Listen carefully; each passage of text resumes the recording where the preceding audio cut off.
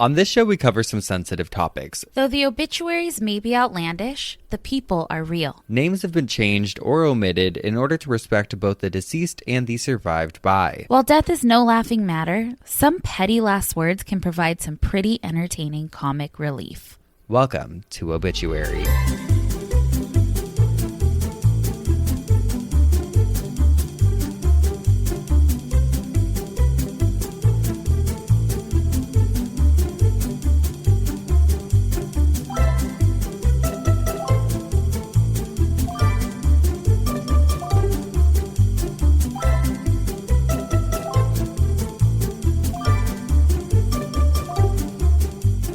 Welcome back to Obituary. I'm Madison Reyes. And I'm Spencer Henry. Tricked ya. Gotcha. Oh my God. I was laughing actually this morning. Last night when I was finishing loading the episode that went out today or last week for you guys. Madison, I was laughing because I was editing my coffin spinner. And I realized we fully instructed people to go take a selfie on a busy intersection. We're like, Go play oh my traffic. God, yeah. Like, we're like, this grave is just in the middle of the road. We know you live there. Go snap a selfie with it. We'd love to see it. Come on, do it. We would do it if we were there. Come on, be cool. Don't be a fucking chump. Oh my God. We have been up to so much, you guys. As you know, Madison and I are married. No, but we had a quiet weekend together and we were playing Yahtzee. And we watched probably one of the worst movies I've ever seen in my life. Karen. The Karen movie. I was going to say which one, but... We watched a few. We watched this movie called Karen, and it's a horror movie with that, oh shit, what's her name? Pennsatucky from Orange is the New Black. Keira Knightley. Oh, Taryn Manning. Taryn Manning. Taryn Manning. She plays crazy so well. Well, I think she is. I've seen before. I saw one report. She was like arrested for beating the shit out of her hair. I think it was her hairstylist, yeah, or like a regular, just like stylist, like wardrobe stylist. But she is. Oh my God. Well, I mean, she I was don't know. Great in this. Speculation, but she gives me kind of like a Tara Reid vibe sometimes. When we were watching, you said that you're like, that's Tara Reid's voice. Yeah, they have that same kind of voice, which leads me to think that they're into some extracurricular activities. Oh. Yeah. You don't get that voice from a Sharknado, baby. You get that from too many Long Island iced teas. Oh. Hi. Oh, wait. Okay, so this Karen movie, it's literally what you would think. It is about like a stereotypical Karen.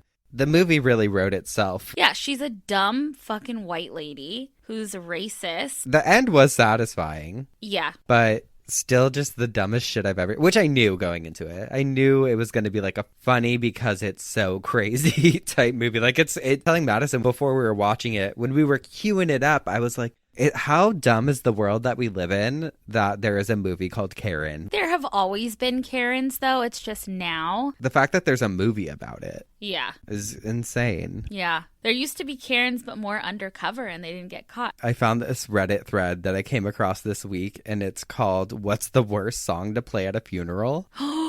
So I thought I'd read some of the top ones that were on there. Okay, give them to me. And people like have listed ones that their loved ones like actually did or whatever. Someone said, "My father chose the music for my uncle's funeral. I didn't recognize the title. However, at the intense moment that the curtains drew around the coffin, out blurted the Looney Tunes theme song."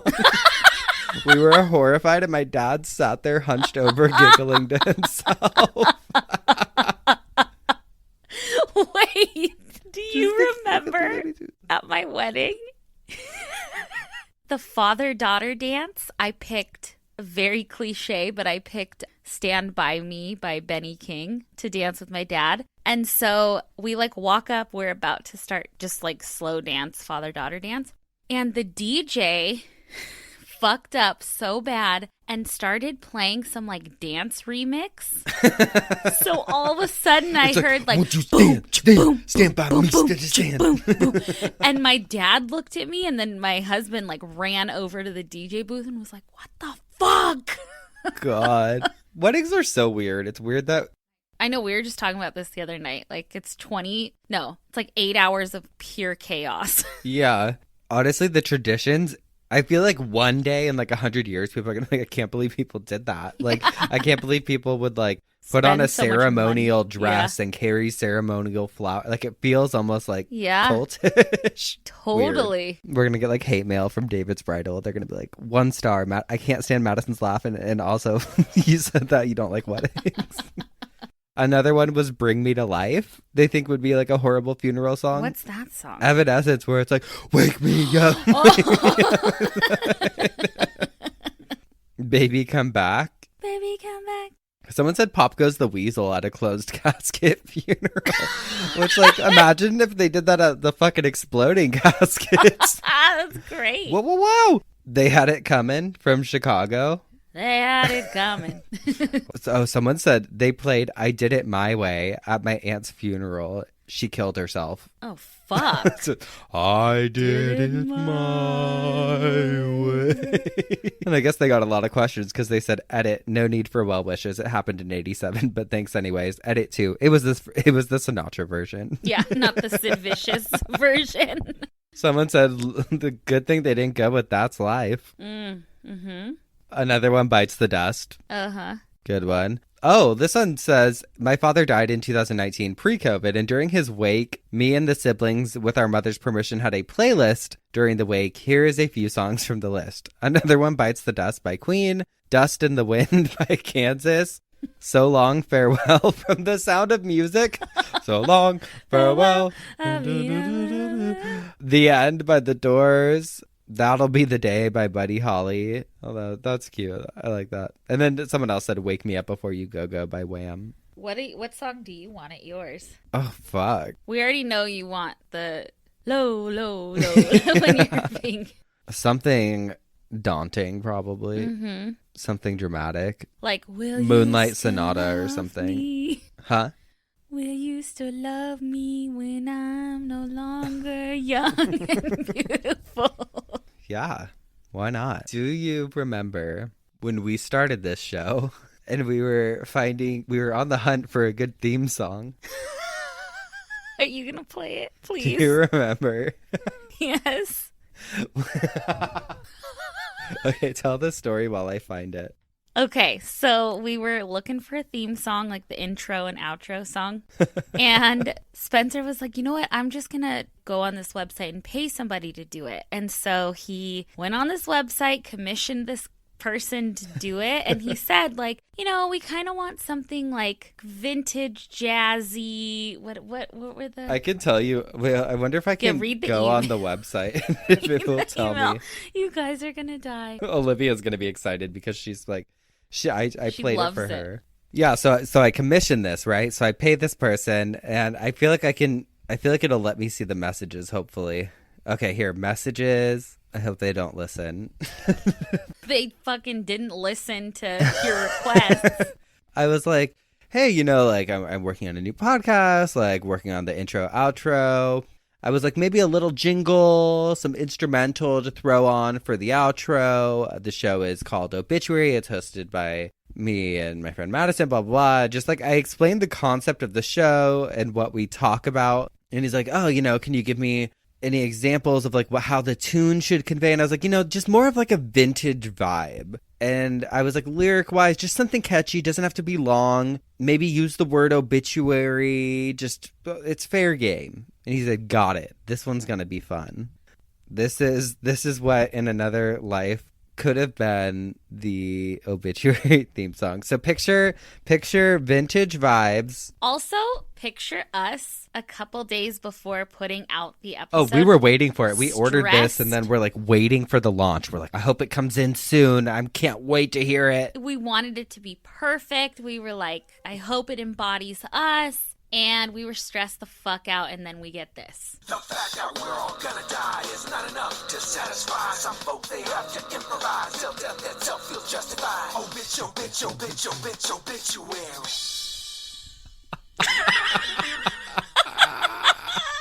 That's it! Oh, bitch, oh, bitch, oh, bitch, oh, obituary. I can't. I'm speechless after it. I know. And then I randomly bought the rights to use the one that we have now. And I remember I was FaceTiming you or something. I'm like, does this sound okay? I was like, it reminds me kind of Desperate Housewives or something. And you were like, yeah, let's do it. Yeah. And now I love it. Now I love it too. It makes me so happy. And I feel like everyone else loves it too. I see comments all the time like, oh, the serotonin the song gives me. Yeah. It's like on another level. Imagine if we started with that. I feel like people would tune off. Oh my God, they'd be like, turn off. Is this the Insane Clown Posse podcast? Yeah. Are we gigolos? Did I ever tell you about the gigolos gigolos? Oh, maybe they're juggalos? Gigolo is like a male like prostitute, I think. Juggalos. Did I tell you about the time I saw juggalos? Where? I was driving from LA to up north, and I stopped at like a rest stop to pee, which is sketch, but did it. And I was by myself, and I went in the bathroom, and no one was there really. And then I came out in the parking lot, and like all the benches and everything full of juggalos and juggalettes all dressed up, blasting Face the painted? music. Yeah, face paintings. Like, it was fucking wild. It was a scene to be seen. I love that. I was like, I'm gonna go. I'm gonna get out of here. I'm getting out of here. Should we get into it? Do you have any hot topics? Because I gotta tell you, Tom's house was broken into. Oh, yeah. He confronted the burglars. I called Spencer yesterday. And he answered the phone, and he sounded so flustered and just like upset. And I was like, hi. He's like, hi. I'm like, what's going on? Are you okay? He's like, I'm okay, but Tom's house got broken into, and he confronted the burglar. My son had to go over there, and he rolled his car 5 times. And I was like, oh my God, you bitch. No, I don't have much except I finished Reservation Dogs. It's on Hulu. It's so good. It's so good. You guys you have to watch it. It's about 4 kids who live on a reservation in Oklahoma, and it's super cool. I loved it. Oh, I started Impeachment. Really good. I started that too. So good. It is really good. Really, really big fan of Brian Murphy right now because guess fucking what? American Horror Story's fucking killing it this season. Killing it. I feel bad because I feel like we're a week behind you guys when you hear this. Some of the things we talk about, like the robot obituary, I cannot tell you. We were like, fuck, do we need to do an emergency episode or something? Like, I know. Like, I feel like by the time people get this, but lo and behold, people were still sending it to us this morning when the episode went out. Yep. So I'm like, hey, it's making its rounds. But if you ever feel like we're not super relevant, know that we are. We're just in the future. We're in the past. Yeah, we're actually coming to you from the past, and we're here to haunt you. Yes. Your past is coming back to haunt you. American Horror Story, though, killing it. I haven't seen this week's episode yet. Did watch a really good Lifetime movie last night. Ooh, what was it? Twisted Twin. Well, because I told you, okay, so to watch Impeachment, I had to buy Hulu Plus or whatever, which is some bullshit because you buy Hulu Plus and then all of a sudden I have ads again. I had the ad-free Hulu, added the Hulu Plus so I could have live TV, and now I have ads. So then do you have to do live TV without ads? Yeah. Oh my God. Give me a fucking break. And it's not just like one ad. It'll be like 5-minute countdown of ads. And I'm like, are you fucking kidding me? How am I supposed to know who this Twisted Twin is? Yeah. I'm getting lost. Anyway, so I bought that, watched that. Really good. A huge Lifetime fan, as you guys know. I was venting about this on a little later, but it makes me feel insane that Lifetime will not work with me or like has not acknowledged me. I've had M&Ms reach out to me. I have talked back and forth with M&Ms, okay? Are you kidding me? This is not a joke. So you're telling me Mrs. M&M... Oh my God, the sexy yellow one? The green one. The green one? Yeah. The yellow one's the doofus. Oh my God, ill. Never want to talk to that one. Sexy green one reached out? Oh my God, she did. No, but it drives me nuts because I'm like, I know they have to have seen tweets. Yeah. I've had tweets about that Lifetime that have gotten like thousands of interactions. You're fucking seeing it. Yeah. I tag them on my Instagram stories and stuff. They see it. They don't need you, babe. I know. And you know what pisses me off is I've been tagged in like 20 TikToks lately about Lifetime. and it says like hashtag lifetime partner. Are you kidding me? Are you kidding me? You're Is not that- going to get it after this show. No, after I like yell at them. I just want acknowledgement. I don't even want... I'd be happy if they blocked me because they just won't talk to me. I don't get it. It's hard because it won't stop you from watching. No, because I'm such a fan. Yeah. And how many people... I've gotten so many people to buy the Lifetime got me Movie into Club. it. Yeah. Yeah. Anyways, that's a story for another day. Let's get into some coffin spinners, girly. Oh my gosh. Okay. Mine's kind of long. When is it not? You just hit yourself in the face with that. I saw it. Well, we've talked so much about death and traditions and weird graves and coffin clubs on here. And that's why we're here to tell you we're no longer talking about death or anything bad. We're only talking about bread. Welcome to the Breadcast. How to make sourdough. Ooh. No. So we've talked about all of that, but I kind of wanted to just do like a quick little overview of coffins and caskets. Okay. Also, the transportation that gets these caskets and coffins to the freaking places that they gotta go. A hearse. Bowling lanes. I always get coffins and caskets confused. Up until like a year ago, I didn't know the difference between a couch and a sofa. We're sitting on a sofa. So a couch does not have arms. A sofa has 2 arms and a back. Interesting. So what's the difference between caskets and coffins? So according to legacy.com, a coffin is, quote, a hexagon-shaped box meant to reflect the shape of the human body and is tapered at the head and foot and wider at the shoulders. Traditionally, the coffin was the only box offered for a funeral, though it has fallen out of fashion somewhat, in part because of a belief that the body-shaped box is too morose for family members. And the coffin is still a viable option today. And I think I'd want to be in a coffin Sure. if I'm buried. Because Yeah. after last week, I don't know. Whereas a casket is the more rectangular one you see in modern burials, usually built really beautifully and made of a wood or metal. The same article addresses how traditional coffins and caskets typically had wood finishes, whereas now you can get many different finishes like pink, blue, steel, wood, whatever your heart desires.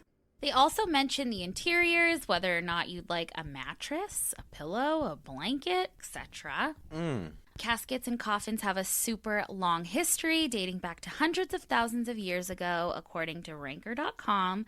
The use of coffins or coffin-like structures can be traced to the Celts and ancient Egyptians. In Egypt, bodies were mummified, placed in a sarcophagus, and buried in pyramids. As early as the year 700, the Celts were crafting burial boxes with wood and stones. Prior to the use of caskets, bodies were often wrapped in a shroud before burial. So now we got that out of the way. You know the difference. Yeah. All right, let's get to the hearse. Let's do it. I've always loved these freaking cars. They're so cool. And it's so crazy to me how a car can mean so much. For example, if you see a tractor drive by, you think of farming. If you see a big brown delivery truck, you think of UPS. If you see the Oscar Mayer Wienermobile, you think wieners. You know, I've been in it. What? Uh-huh. I've been in the Wienermobile. Oh, it explains a lot. The steering wheel is made of, like, hot links. And if you see a hearse driving by, you automatically think death. And if you see a hearse and a bunch of cars following it, you think funeral, Procession, viewings. Get out of my way. I know. God, who died? Oh my God. Before we had the modern hearse that we know of today, we first only had something called a bear. We actually still use this today. It's the piece of furniture that a coffin or casket sits on, but now it has wheels attached. And I believe some had wheels attached like way back in the year 700, but I think it varies. Like a pallbearer. Yeah, a coffin doesn't have legs. Oh my God, it'd walk away. Unless they're inside. True. A bear it's almost like like a stretcher or something that it's probably honestly what the coffin was on. Like a dolly mount. Yeah, it's like what the coffin was on that wheeled down the Playmore Lanes. We would need to watch another episode of that. Yes. Best funeral ever. Yes. An article on joincake.com titled What's a Bear for a Casket and What's Its Purpose? Written by Belinda McLeod. Belinda writes, although the original meaning of the word bear describes it as a platform for a casket on wheels, at some point the word evolved to mean any type of platform for a casket or coffin. It goes back to the Germanic root of the English word bear, meaning to carry. The word bear was used for this purpose starting before the 12th century. Like bearing a burden. So hand-drawn bears were used until about the 17th century when the horse and carriage comes in. You know, I've been to a funeral with a horse and carriage. Really? Uh-huh. Whose? It was one of like my best friends who passed away, and she rode horses. So yeah, so they did that. I thought it was like chilling. Very cool. It is important to note that the horse-drawn carriage were most likely used before the 17th century, but definitely not an everyday occurrence and probably used for very important people. Also, this is when people began calling the horse and carriage a hearse, although I do believe that name was probably used before that, but it became popularized. According to an article written on talkdeath.com, Deriving the Dead, A History of the Hearse. The name is derived through the French hearse from the Latin herpex, which means a harrow. A harrow is like a farming tool that's similar to a rake. I could be your harrow, baby. In that same article, Rachel explains that coffins used to have like a metal thing over them that would hold candles. And so that metal thing resembled a harrow, and then the name hearse kind of caught on as the name of the vehicle that transports it. Sure. So in the modern day funeral industry, hearses are not referred to as a hearse. They're referred to as a funeral coach. Okay. Because I guess it sounds too morbid and not super professional if it's called a hearse. Anyway, by the 19th century, hearses were all the rage. They were usually made out of wood with beautiful decorations, depending on what you could afford. And around the mid-19th century, metal hearses were seen as well as metal caskets. Around the late 1800s, there was something called a tram hearse, which I thought was really interesting. This was, quote, a hearse on rails used to carry the casket and the mourners to the cemeteries located at the end of town. A tram was used as a hearse to transport bodies via railway. The cities of Chicago and Baltimore each designed tram funeral cars, which ran on electric trolley railways. I'm just picturing them like... I don't know what I'm picturing. I'm picturing them like on a railroad, just like I don't know, just like well, imagine a whole ass fucking train car. all aboard! Yeah. Hey, Choo choo! gives a whole new definition to having a train run on you, huh? It's my last wish. So I believe the modernization of America has like specific dates in history. I think it was the mid to late 1800s through the early to mid 1900s. So things start kind of picking up here. And in the 1900s, which I guess is considered the 20th century, but Spencer and I are still extremely perplexed by Sabia, our friend Sabia called me and was like trying to explain it to me. And I was like, I understand. I'm like, I just don't like how it's laid out. Yeah, I still don't get it. Please. On May 1st, 1908, the first modern hearse was introduced. Tesla, watch out. This thing was powered by electricity. It was the first motorized hearse made by General Vehicle Company. Now, because we were modernizing, like I said, so much, only a year later, a gasoline-powered hearse was introduced. The hearse was introduced by a company called Crane and Breed. Crane and Breed were already in the hearse and I believe casket-making business back in the 1800s. According to the National Museum of Funeral History, there was also something called a funeral bus. Ooh. And according to their website, the 1916 Packard funeral bus, large enough to hold the coffin, pallbearers, and up to 20 mourners. Or King William, enough to hold. Yeah. Who was the guy? Yeah. They couldn't fit him in anything.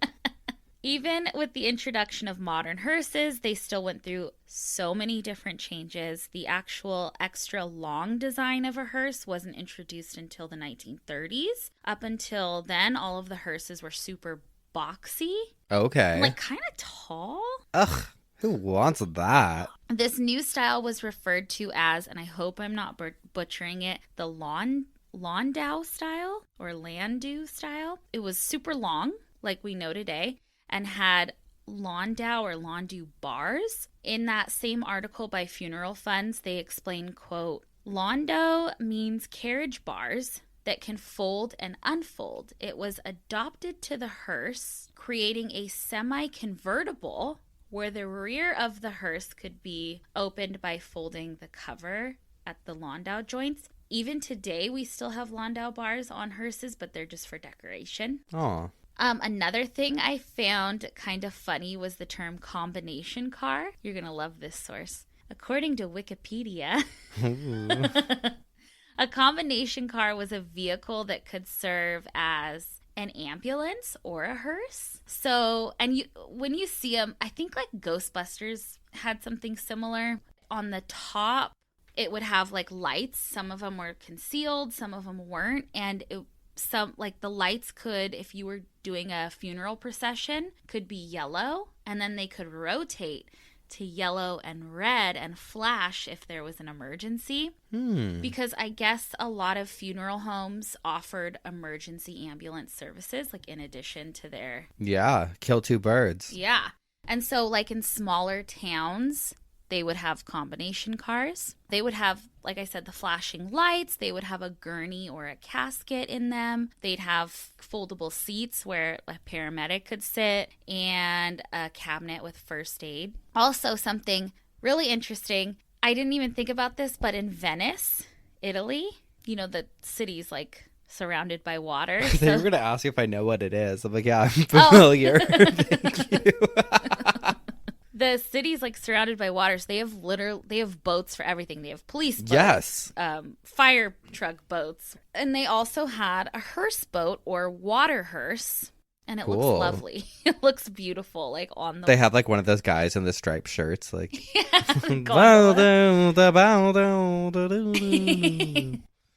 In 2016, the Tesla Model S was converted into a hearse. Do not put me in that shit.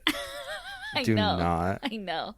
I also saw a picture of a Ferrari hearse and a monster truck hearse. Bye. Put me in the fucking monster truck. I fucking boom, boom. Monster Jam, baby.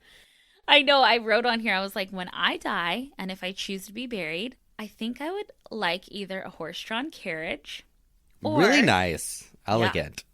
And a horse bit me, so it just seems... Makes sense. Or a hearse made between like 1940 and 1970. Somewhere in there. I think you can still have your ashes probably like transported. Oh, with my luck, they'll go flying. My luck, my bones will burn and they'll be nothing. Oh my God, no. I'll be like stomping. I'll be like trying to fit you into the grave. And it'll go... I know. I'll explode. Yeah, I looked up hearses made in 2021, and they're just not my style.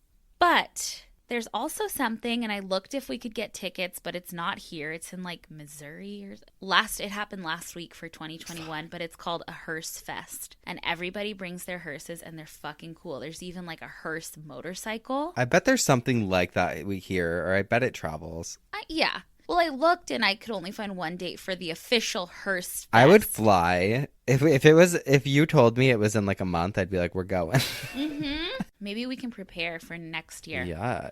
Okay, but wait. One more thing I almost forgot. King fucking Henry VIII. Oh, that bitch. That little fucking weasel bitch. We have talked about him so much. The last we heard from him, he was boiling people to death. Oh. He said... he's going to have the most fucking extravagant funeral. And he did. And I read, and I don't know if this is true because there are some conflicting things, but he had 3 hearses at his funeral. And I read somewhere that one of them was 7 stories high. No. That is not true, Madison. There's no way. Imagine. But you know what? It could be 7 stories in like casket terminology. That's very fucking tall still. It was huge, and it was covered in wax. It was like made out of wax. 1 ton, 2,000 pounds of wax. That bitch was extra. No, ma'am. And that's it.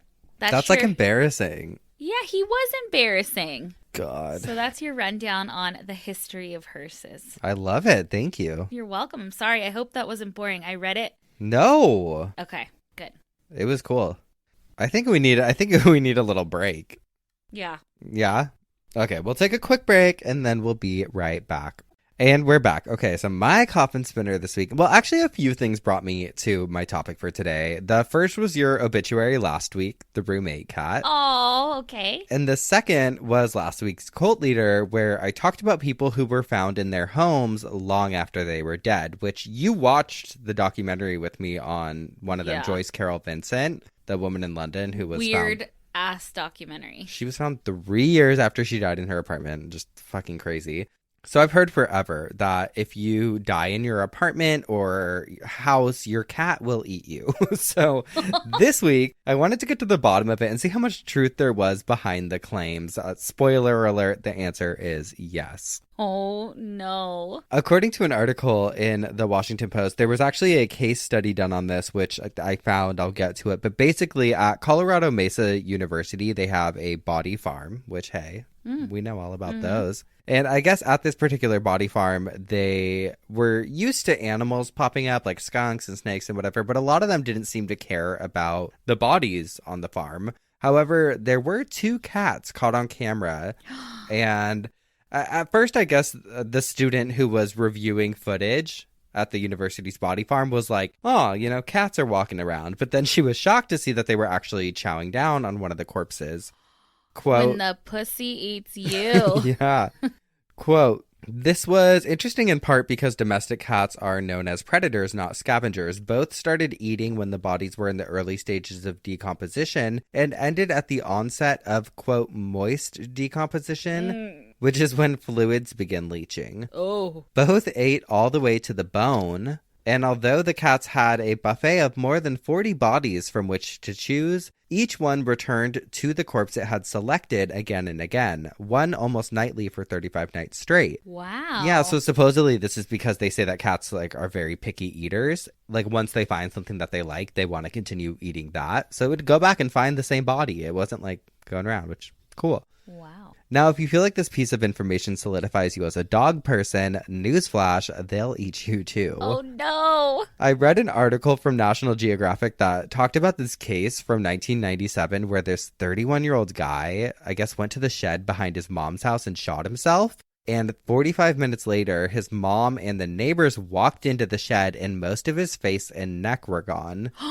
He had shot himself in the mouth, which explains part of it, but around all of the wounds were teeth marks. And it was interesting because I guess the dog pretty much got to eating immediately. Like he wasn't... He was waiting. Yeah, like he wasn't hungry. There was a dog bowl nearby with food in it. So it wasn't out of like desperation, which is sometimes the case. Dogs or cats will start eating the owner out of just pure hunger, like they're starving. Right.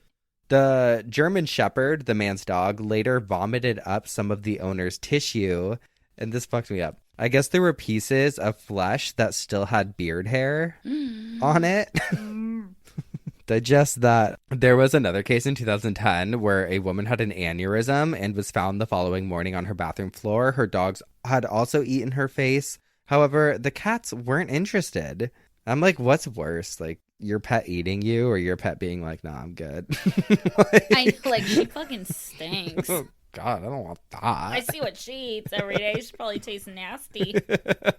It seems like it's pretty common, though, among German Shepherds in the case studies that they've done. So keep an eye out. Oh, so the case study, they talked about the German Shepherd story from the guy who shot himself. And I'll read it just so we have something technical in here. Okay. It says, quote, during an initial investigation, post-mortem scavenging by pets, dogs, cats, which sometimes occurs, may sometimes lead to the suspicion that a crime has been committed, but in most cases, the death was due to natural causes. The time of the onset of post-mortem scavenging by animals can often not be exactly determined because the interval between the time of death and the discovery of the body is usually considerable. So like I feel like this happens a lot where people were kind of like the cases I've talked about where people were in their houses and not found for quite some time or whatever. Mm-hmm. In the paper, we deal with the case of a 31-year-old man who committed suicide by shooting himself in the mouth and whose face exhibited extensive post-mortem animal bite marks caused by the victim's dog, which must have occurred during the 45-minute period between the fatal shot and the discovery of the body. Hunger, frequently discussed as a reason for post-mortem animal mutilating injuries, could not have been responsible for the injuries in this case.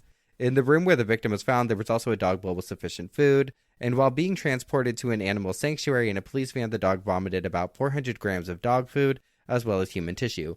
So my basic takeaway from everything that I saw and read is, especially pertaining to cats, I think what happens is that they'll try and like swat at their owners a little bit when because they don't know that they're dead yet. And they'll try and like wake them up or get their attention or whatever. And once they swat too many times and they catch like a little bit of blood, this animalistic urge comes out in them and they're like, I'm gonna eat this. Yeah. I actually want to order this book. It was written by Caitlin Doty. I forget how to say her name. We have her other book called Smoke Gets in Your Eyes, which I don't think either of us have finished. No. Yeah. But she wrote a book about it called Would Fluffy Eat Me If I Drop Dead? And she's a mortician. She does videos and stuff. We've talked about her before. Wait, so do you think that, I don't know, I just feel like I've gotten a cut before and Doris will try to like lick my wounds. And Cisco, he went camping and he got a huge scab on his knee and she kept licking his knee. So maybe she sensed it. Maybe she's like, are you going to die? I'm going to eat you? Well, she would technically be a higher suspect than like Hot Dog in doing it because they say it's usually like medium to larger dogs. Okay. It's typically, it hasn't been seen in dogs that are smaller than like a beagle. Oh, wonderful. The more you know. I also read that hamsters will eat a corpse, but I imagine that would take quite some time. From BuzzFeed, they said that a 1995 study in Forensic Science International detailed possibly the only documented case of animal scavenging by hamster. It basically just says like some of the other cases, like the ones that I've talked about, the victim was found dead in her home with unusual marks and wounds on her face. This woman in particular died of pneumonia, but some of the marks on her face were arranged in pairs, and after careful investigation, it was found out that the woman owned a free-range golden hamster. Which I'm like, free range, I guess it just was allowed to go around the house. Oh. When investigators looked in an inconspicuous open drawer, they found a ghastly sight. The hamster's burrow. Its new home was made of human skin, fat, and muscle tissue. Hamsters are fucking cool. So like literally they were like, oh, you're dead? Okay, well, I'm actually going to make a fucking whole ass nest out of your body. I've been wanting to redecorate. Oh my God, thank you. God, I know at first I was like, what did they make a nest of? The hair. But then I'm like, oh fuck. They were like, skin I'm and making fat. it out of your skin, fat and muscle. Oh my God. I just want to say here, if I die and I'm alone with Doris and she eats my face, don't be mad at her. Let her live her life. Oh, well, no, because she'll throw up some of your girl. beard with fucking skin. Tell her she's a good girl. Mommy loves her. Mommy will be right back. All right. I think it's time we move into some obituaries. Okay, so my obituary is really sweet, but it was written on a Facebook post by this woman's grandson. He wrote, "My grandmother, Rosie, passed away yesterday morning. She was anything but the typical grandmother. But then again, she was anything but a typical woman. She stood up for the civil rights of others long before there was a movement. She ran businesses and invested in real estate at a time when women didn't do that. She was tough, active up until almost the end, especially golf and bingo. She loved the city of Lowell that she called home and gave back any way she could. I don't think my golf swing ever measured up despite her best efforts since I was 4, and she took every opportunity to point out why it was wrong. 9 holes for her was a long-ass day, but I could make a vodka tonic to perfection by the age of 5. She taught me that if anyone ever tells you that you can't do something, then they are full of horse shit. Her words. She's whipping angels into shape now. Directives she gave about her funeral. I don't want some long obituary. They charge way too much for those damn things. I don't want to minister because nobody wants to sit there and listen to somebody that doesn't know me talk about me. True. And I don't want any flowers at the funeral. I can't see them. I'll be in the casket. All I want is a dozen roses. Nobody needs to be wasting money on me for flowers. I want visitation from 11 to 1 with a short service for about 10 to 15 minutes. If anybody wants to get up and talk about me, then zoop up to the cemetery and plant me in the ground by 1:20. I'm not paying for no damn reception, but if people want to gather somewhere after, fine. She will be missed by her adoring family and community. If there is a heaven, she and Mac are up there playing golf and bickering about her next business venture up in heaven. Mac saying no, and her saying she'll do whatever she goddamn wants to. Donations may be made in her name to Fallisburg Historical Society or Lowell Area History Museum. Oh, I like that. Yeah. Giving it back to the arts, the Yes. history. Love her. Love her. She likes it short and sweet. Anyone, I appreciate that because guess what? At funerals, same thing as weddings, I'll say this. No one wants to sit and fucking watch an hour-long ceremony. Nobody wants it. How about you? What do you got? Mine's a little controversial. Oh, no. But I got it. I got to do it. So Elwood Buddy Segeski III, age 60, former soccer player, tool and die maker, and David Bowie lookalike, ate his last Philadelphia soft pretzel on February 25th of 2016. His death followed a week-long battle with torso failure and the lasting effects of a 1992 alien abduction. He was preceded in death by his father Elwood Jr. and his mother Margaret. He leaves behind 2 sons, brothers, a sister, his stepmom, and life partner Lisa Rotzi, whom he met at the local psychiatric hospital, and a battery-operated cymbal-smashing monkey. He spoke fondly of his childhood friends, and those who didn't end up in prison went on to become carnies, bottle cleaners, master debaters, and or Republicans. Master debaters or masturbators? I think it was a play on words there. An avid collector of safety glasses, which he kept in the rear cargo compartment of his trusty Dodge Durango, Buddy also had a habit of hanging on to business cards, which made his wallet thicker than George Costanza's and ultimately required him to undergo back surgery. Oh my God. And although he achieved many things in his life, he was most proud of his years playing soccer, his near-perfect recall of Beatles songs lyrics, and his ability to hit the urinal cake with pinpoint accuracy. To relieve stress, Buddy preferred smoking and drinking over yoga, although he did cut a fine figure in yoga pants. According to his partner Lisa and an undisclosed number of female and male admirers, he also loved playing pool, fishing, stalking Jennifer Lawrence, and looking at boobs. Sounds like a gem. Sounds like a gem.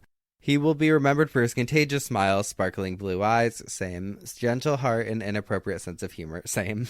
A memorial is scheduled for da-da-da, do-do-do, da-da-da. There he is. All right, we're going to take one more quick break, and we'll be right back. And now it's time for some dumb Ass criminals. Mine's another short and sweet one. Sweet. This happened on Sunday night, early Monday morning in September of 2017.